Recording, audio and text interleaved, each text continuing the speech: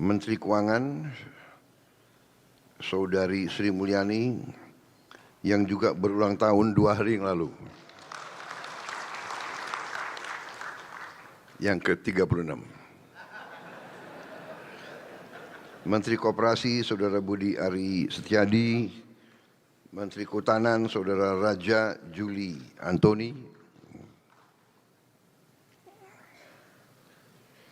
Panglima TNI, Jenderal TNI Agus Subianto, Kapolri, Jenderal Polisi Listio Sigit Prabowo. Harusnya Kapolri dulu baru Panglima TNI. Karena Kapolri ada Prabowo-nya, Panglima TNI ada Subiantonya. Jadi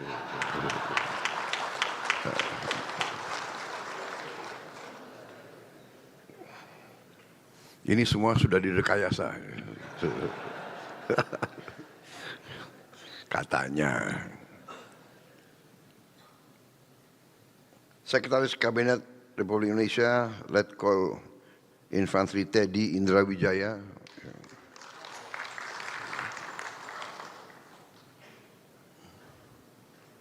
Kepala Badan Gizi Nasional Profesor Dadan Hindayana, Kepala Staf Kepresidenan Letnan Jenderal TNI Purnawirawan AM Putranto,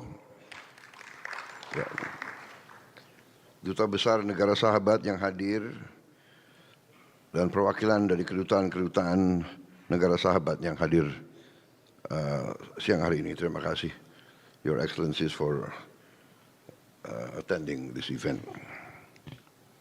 Yang saya hormati Gubernur Banten, Saudara Andra Soni, beserta jajaran Forkopimda Provinsi Banten. Udah jadi gubernur gagah.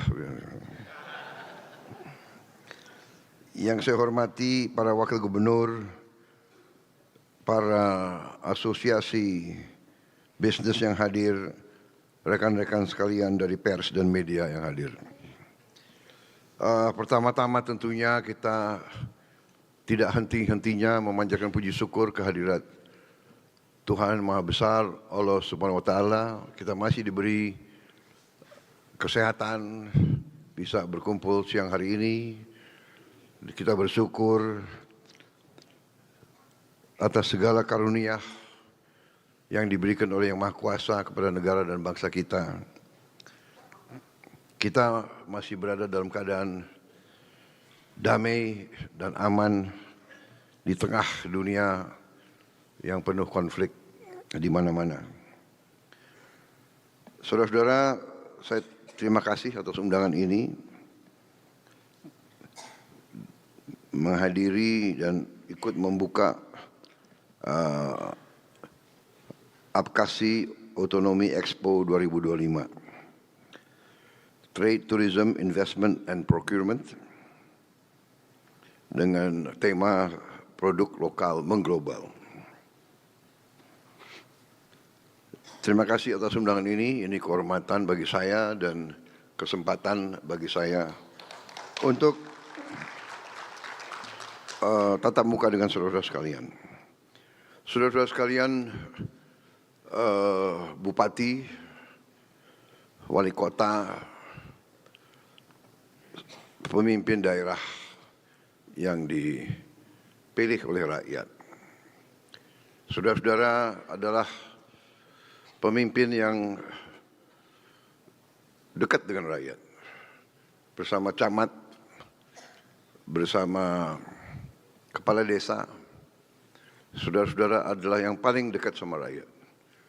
Saudara-saudara adalah seharusnya yang paling tahu denyut nadi rakyat. Saudara-saudara seharusnya yang paling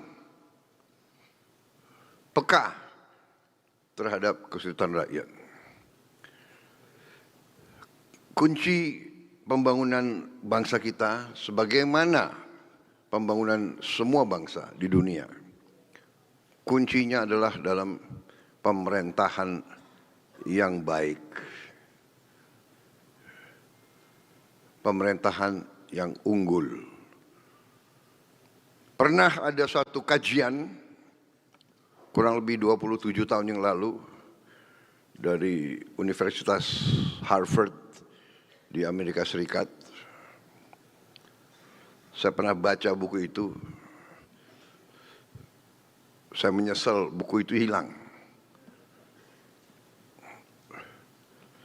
Tapi itu buku yang sangat membuka pikiran saya pada saat itu, dan itu terus berada di benak saya. Kajian itu adalah kajian terhadap sebuah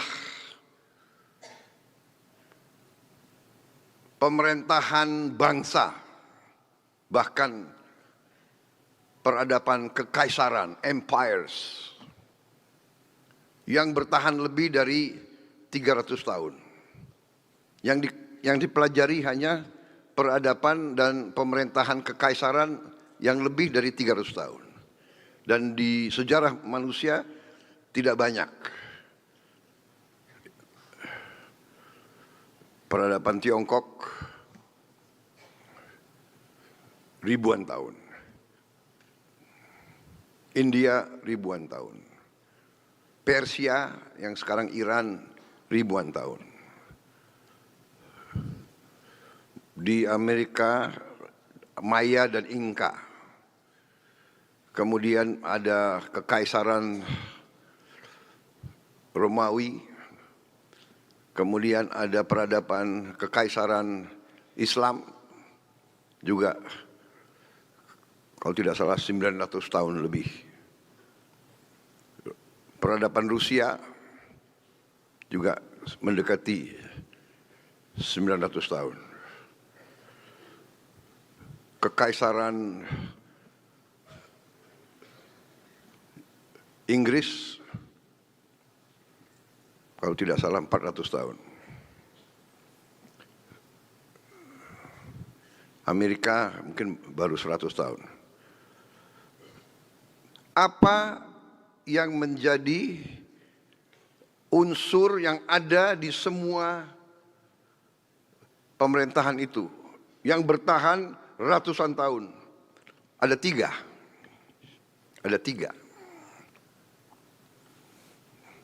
Ini hasil riset. Satu adalah tentara yang unggul. Dua adalah polisi dan keamanan yang unggul.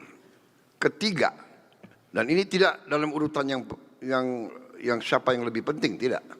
Yang ketiga adalah pemerintahan yang unggul, yaitu disebut dalam bahasa Inggrisnya adalah excellent civil service. Saya gabungkan menjadi pemerintahan. Dalam pelajaran-pelajaran itu ada. Ya. Dalam pelajaran ada Akademi Gubernur di Imperium Osmani. Ada Akademi Gubernur. Dan di situ ada pelajarannya yang sangat sederhana. Ini untuk para bupati yang akan jadi gubernur. Ini sekian ratus tahun yang lalu. Jadi ada slide-nya enggak ya dipasang? Pelajaran dari Ottoman. Yang intinya adalah bahwa suatu negara yang berhasil sebetulnya sangat sederhana, ya. Pelajarannya itu sangat sederhana. Tidak ada negara tanpa tentara yang kuat. Tolong ya, ini pelajaran ratusan tahun. Tidak ada tentara yang kuat tanpa uang. Tidak ada uang tanpa kemakmuran. Tidak ada kemakmuran tanpa rakyat yang bahagia dan sejahtera. Tidak ada rakyat yang bahagia dan sejahtera tanpa pemerintah yang bersih dan adil.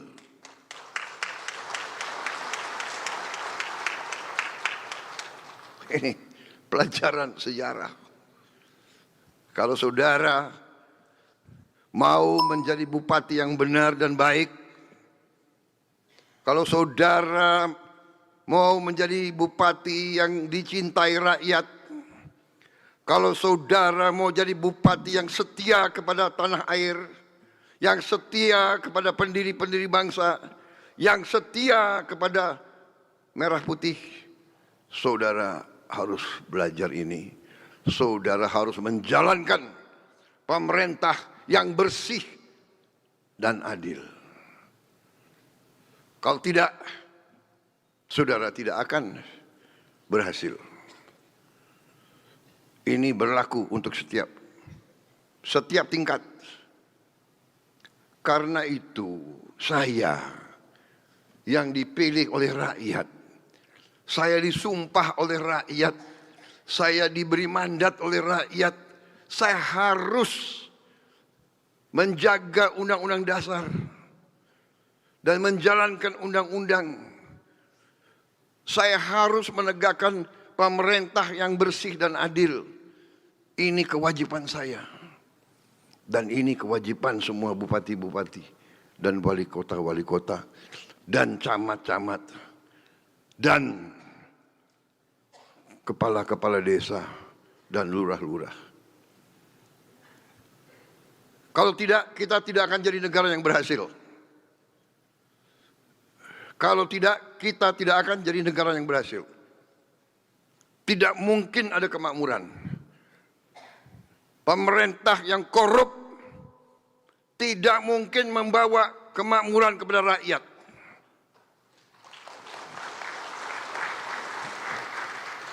Kita sudah lama jadi orang Indonesia, ya. Entah partai mana, ya. Kita harus berani ngoreksi diri kita. Kita harus berani. Saya juga kadang-kadang ngeri juga dengan ucapan-ucapan saya.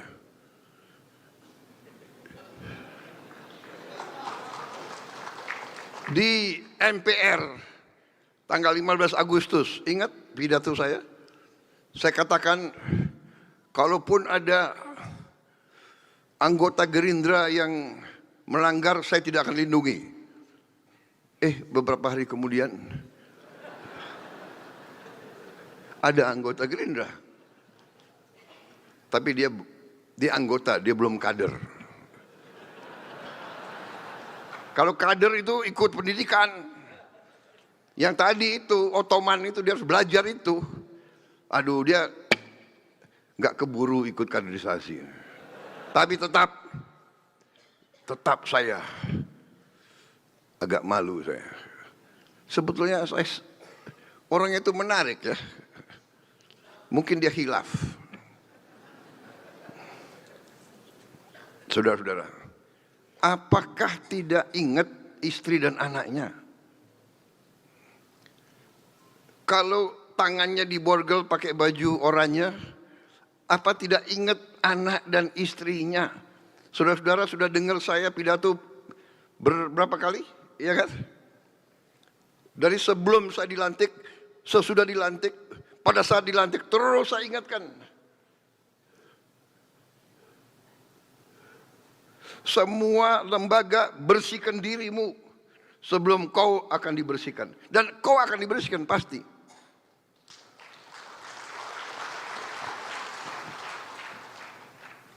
Saya kasihan kadang-kadang, tapi apa boleh buat? Dapat laporan dari Jaksa Agung, dapat laporan dari penegak-penegak hukum yang lain. Pak, datanya begini Pak. PPATK laporan.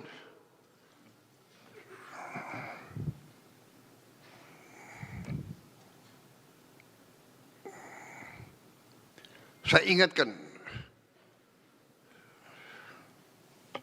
Tapi kadang-kadang ya khilaf manusia itu. Mungkin. Atau mengira pemerintah Republik Indonesia itu bodoh. Atau mengira bahwa pemerintah Republik Indonesia yang saya pimpin lemah atau mengira pemerintah Republik Indonesia yang sekarang saya pimpin bisa disogok.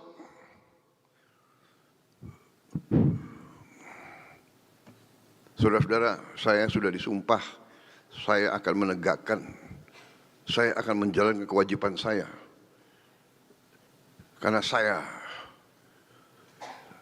sudah bersumpah, saya takut yang di atas dan saya takut mengecewakan rakyat Indonesia. Itu.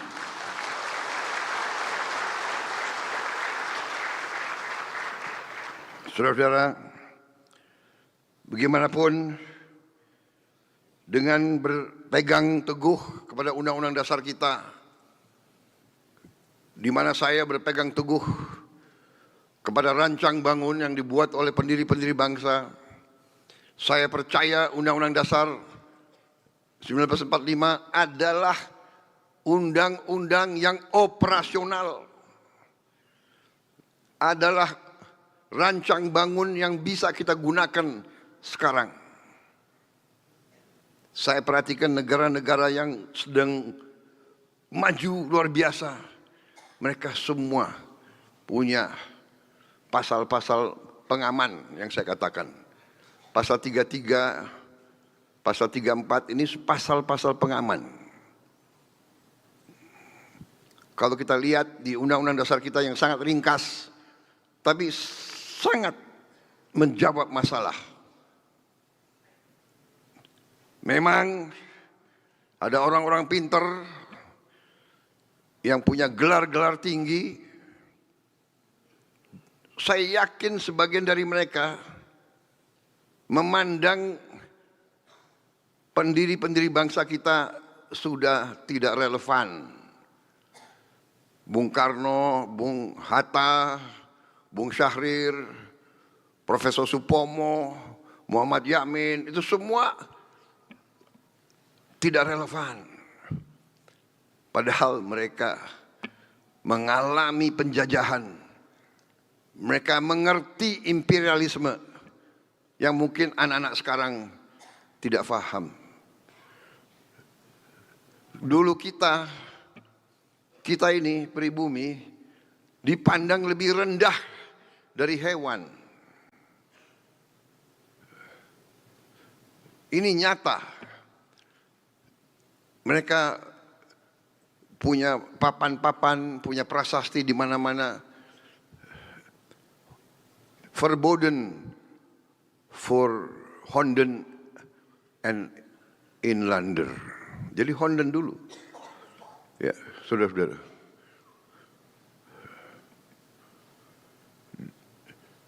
Pribumi dan anjing dilarang masuk. Jadi kita disamakan dengan anjing. Dan tidak hanya di kita. Di India begitu. Nah itu. Dan bedanya di India dipertahankan sebagai bahan pelajaran untuk anak-anak muda. Dogs, no dogs or Indians. Jadi di Tiongkok sama juga. Dogs and Indians are not allowed. Di Shanghai juga begitu. No dogs or Chinese. Kita dianggap lebih rendah. Saudara-saudara, mereka mengalami imperialisme. Mereka mengalami penjajahan. Karena itu mereka menyusun. Saya, maaf Mas Arya Bima, saya ini bukan anggota PDIP. Tapi saya pernah baca tulisan-tulisan Bung Karno. Tidak kalah sama orang PDIP. Jangan-jangan orang PDIP nggak pernah baca. Saya baca Indonesia menggugat. Bahkan Indonesia menggugat pidatonya saya bingkai. Ada di rumah saya. Di Hambalang. Benar atau tidak? Siapa? Sekpri saya. Benar? Pidatonya Bung Karno itu membuat saya bingkai. Dan dalam pidato itu beliau sebut kekayaan kita diambil ratusan tahun. Dan beliau sebut komoditas. Dia sebut karetnya berapa, teh berapa, kopi berapa, timah berapa. Ada. Mas Arya pernah baca kan Indonesia Menggugat? Pernah? Nanti saya uji loh isinya. Jadi saudara-saudara, ya, ini masalahnya adalah bahwa kita ini sering tidak menganggap pendahulu. Jadi saya merasa bahwa pasal-pasal penting di Undang-Undang Dasar kita abaikan. Ini yang membuat kita sulit sekarang. Tapi tidak ada masalah. Pemimpin justru tidak takut dengan kesulitan. Pemimpin menghadapi kesulitan dan pemimpin akan mengatasi kesulitan itu. Saya terkesan ketua kalian, ketua Apkasi, saudara Bursa, melaporkan dalam kabupaten beliau, tahun ini beliau sudah menghemat 462 miliar rupiah untuk kabupaten. Luar biasa ini. Efisiensi. Dikurangilah perjalanan dinas, kurangilah rapat-rapat, kurangilah seminar-seminar, kurangilah kunjungan-kunjungan kerja, ya. Untuk apa lagi kunjungan kerja? Yang penting kerja, bukan kunjungan-kunjungan kerjanya itu. Iya kan? Saudara-saudara, saya sudah lama jadi orang Indonesia. Hati-hati loh, rakyat kita ini sekarang pinter semua. Rakyat kita punya gadget semua.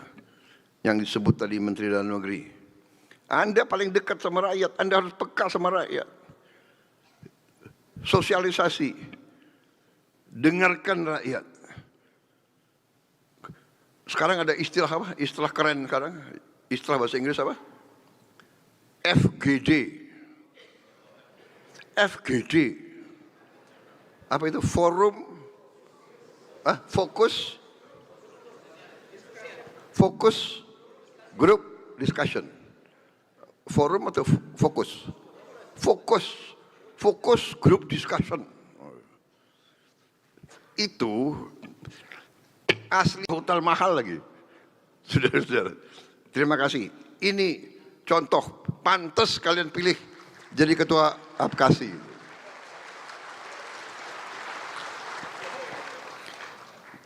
You dipilih dari partai mana?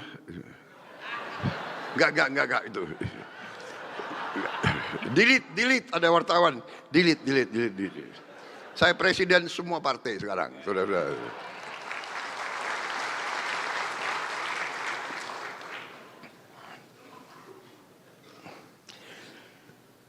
Ini pidatonya bagus-bagus ya.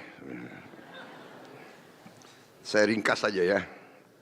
Saudara-saudara, belum 1 tahun saya memerintah, tapi saya terima kasih kepada tim saya, menteri-menteri yang kerja keras.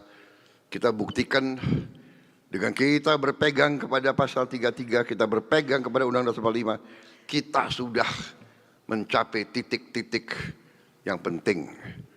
Produksi pangan meningkat luar biasa. Saudara-saudara, terima kasih semua unsur, para gubernur, para bupati. Terima kasih TNI Polri. Luar biasa kerjanya. Di saat musim kering berkepanjangan, di saat perubahan iklim, di saat El Nino dilanjutkan La Nina, kita bisa produksi meningkat secara luar biasa. Cadangan beras kita di gudang-gudang pemerintah tertinggi sepanjang sejarah Republik Indonesia. Dan ini terus kita awasi. Terus kita awasi. Karena itu, kalau satu kabupaten, tadi laporan ke saya, berhasil menyelamatkan 462 miliar dan uang itu dipindahkan, dialokasi untuk bikin irigasi, untuk menghadapi musim kering. Beliau bikin irigasi yang akan mengairi 8.000 hektar.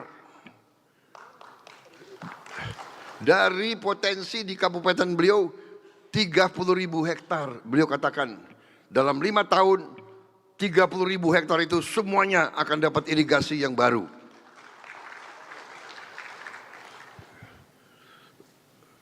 Boleh juga Bupati ini ya. Jadi saudara-saudara, saya percaya bupati-bupati lain seperti itu juga. Jadi efisiensi jangan diartikan potong transfer daerah. Ya. Transfer daerah ada yang langsung dan ada yang tidak langsung. Tapi semuanya untuk daerah. MBG adanya di desa-desa. MBG ada di kecamatan-kecamatan. MBG ada di kabupaten-kabupaten. Dan yang kita turunkan ke daerah-daerah itu, 1 tahun ini adalah 171 triliun. Yang akan masuk ke desa-desa. Tahun depan kita anggarkan 330 triliun. Ya, Menteri Keuangan.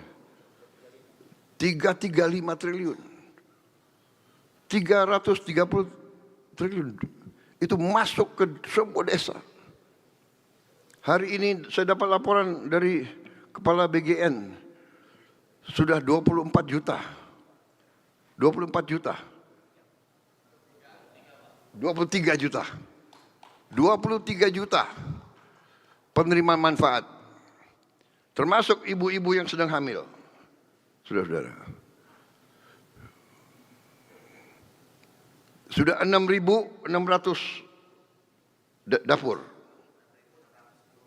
6.610 dapur yang sudah beroperasi. Tiap dapur yang kerja 50 orang. Di tiap desa itu. Jadi saudara-saudara, kita maju terus. Kita maju terus secara real. Secara real. Setiap hari terus meningkat. Sampai di ujungnya Desember 82,9 juta penerima manfaat anak-anak, semua anak Indonesia. Termasuk ibu-ibu yang sedang hamil. Saya kira ini salah satu program yang sekarang ini dilirik oleh seluruh dunia.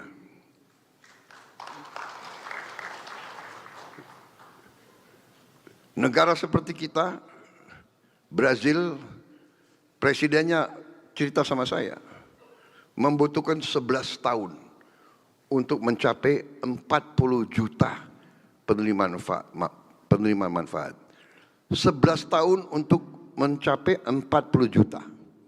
Ini ceritanya mantan presiden Brazil kepada saya.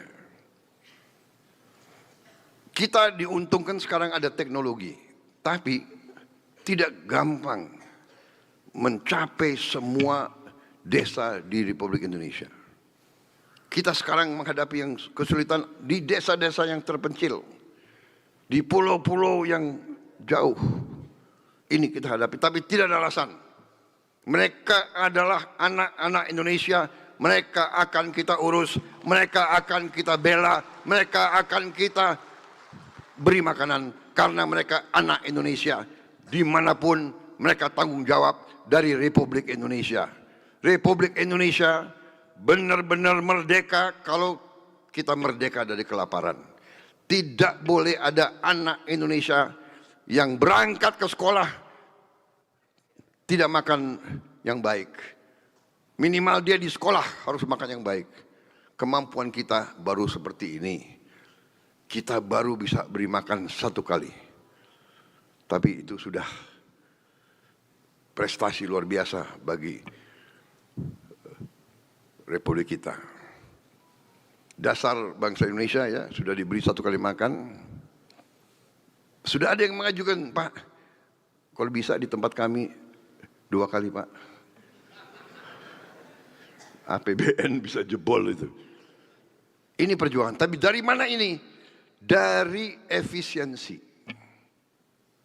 Saudara-saudara, saya ingin hanya ringkas, tapi saya harus di setiap kesempatan saya mau ingatkan apa bunyinya pasal 33.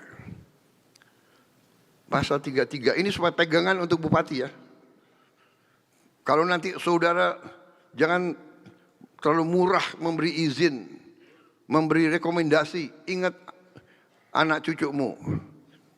Ya, perekonomian disusun sebagai usaha bersama berdasar atas azas kekeluargaan. Kekeluargaan. Yang kuat silakan. Yang menengah ayo. Yang lemah kita bantu. Yang sangat lemah kita harus angkat. Itu keluarga kita, itu anak-anak kita, itu semuanya warga negara Republik Indonesia. Cabang-cabang produksi yang penting bagi negara dan yang menguasai hajat hidup orang banyak dikuasai oleh negara. Bung Karno itu, Bung Hatta, Bung Syarif itu orang-orang pintar, mengalami penjajahan. Mereka alami diperlakukan sama dengan anjing, bahkan lebih rendah dari anjing. Saya pernah tahun 78 Letnan 1 datang ke kolam renang Manggarai. Ada prasasti yang tutup lumut. Saya suruh bersihkan. Kaget saya suruh bersihkan. Di prasasti dipahat. Verboden for Honden and Inlander.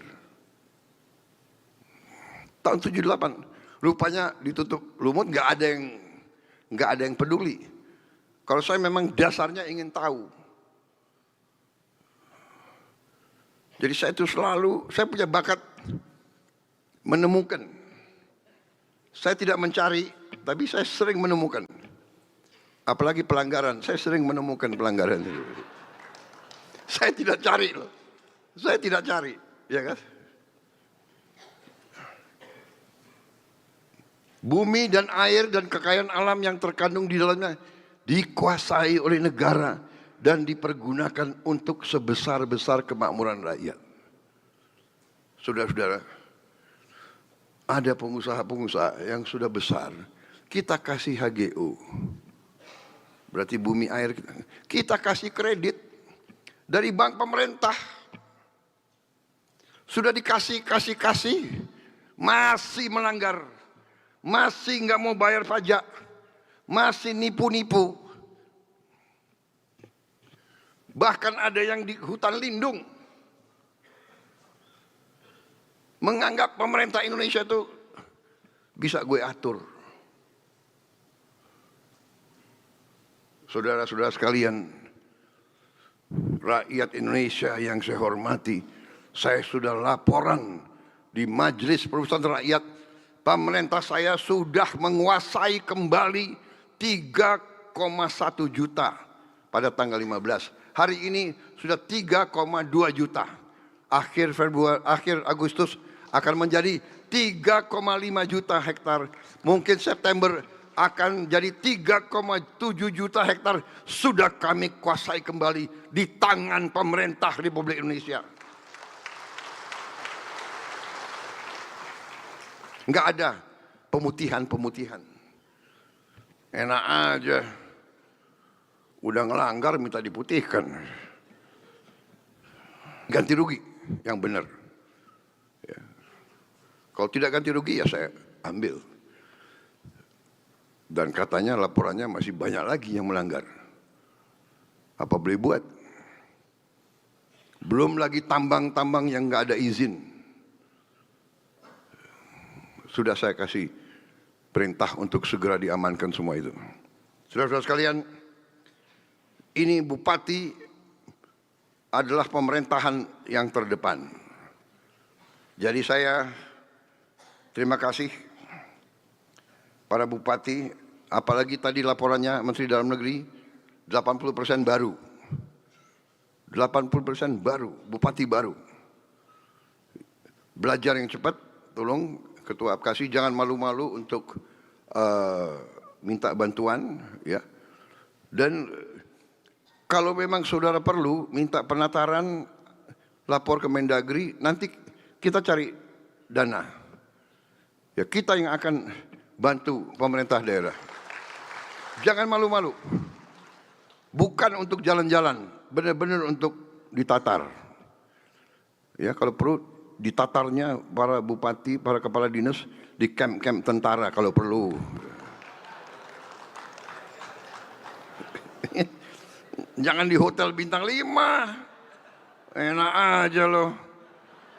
Ya kan?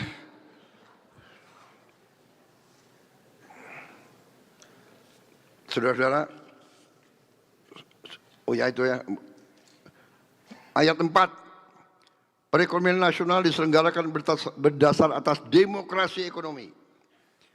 Dengan prinsip kebersamaan. Berarti gotong royong. Berarti koperasi kita besarkan.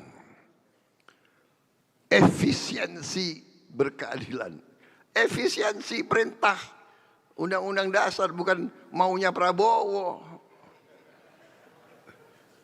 Jangan kau, ya kan, menteri-menteri bukan hobi aku motong-motong anggaran kalian, tidak. Yang tidak terlalu perlu, nanti kita kembalikan, tapi saya minta kesabaran. Ada beberapa menteri yang agak di depan, agak beberapa menteri yang nunggu. Ini kayak permainan sepak bola, ya kan? Ada cadangan, pemain cadangan nunggu dulu. Sekarang kita mainkan ini, 5-6 menteri, 7 menteri, tapi yang ini cadangan. Ya sekarang tugasmu adalah holding, jaga. Jangan, oh kok dia terus. Ya. Pangan mendesak, harus kita amankan, ya kan? Supaya kita tidak dibully, kita tidak didikte oleh bangsa lain, ya kan? Saudara-saudara sekalian, sama para bupati, saya minta para bupati sabar. Jangan, loh kita kok transfer daerah dikurangi, tidak dikurangi. Ada yang langsung, ada yang tidak langsung. Nanti pada saatnya kita akan kucurkan besar-besaran. Percaya sama saya, saudara-saudara. Saudara-saudara, saya ini bukan sok optimis. Saya enggak, saya apa adanya. Saya sudah pelajari bukti-buktinya. Saya sudah lihat. Kekayaan kita luar biasa. Masalahnya adalah manajemen, pengelolaan. Manajemen yang bersih. Saudara-saudara, saya sudah buktikan. Aset yang ada di pemerintah, aset BUMN, saya kumpul.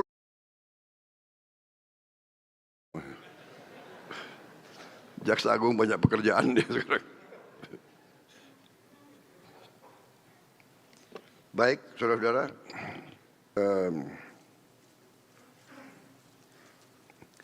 Konsumsi kita. Ada orang yang berpikir kalau terjadi kerusuhan mereka bisa dapat keuntungan. Tidak. Yang dapat kerugian rakyat, yang dapat keuntungan mereka-mereka yang tidak ingin Indonesia kuat. Tapi Indonesia sekarang sudah kuat. Jadi kita akan menuju kebangkitan bangsa Indonesia. Wassalamualaikum warahmatullahi wabarakatuh. Salam sejahtera bagi kita sekalian. Om Santi Santi Santi Om. Salam Salve. Terima kasih. Selamat Dirgahayu Apkasi. Selamat bekerja, berjuang untuk rakyatmu. Bela rakyatmu, mengabdi kepada rakyatmu. Rebut yang terbaik untuk rakyatmu, saudara akan berhasil sebagai pemimpin. Terima kasih. Selesai. Dan dengan demikian, dengan mengucap Bismillahirrahmanirrahim, pada pagi hari ini, Kamis tanggal 28 Agustus tahun 2025, saya Prabowo Subianto, Presiden Republik Indonesia. Dengan ini secara resmi, saya buka Apkasi Otonomi Expo tahun 2025. Terima kasih. Selanjutnya.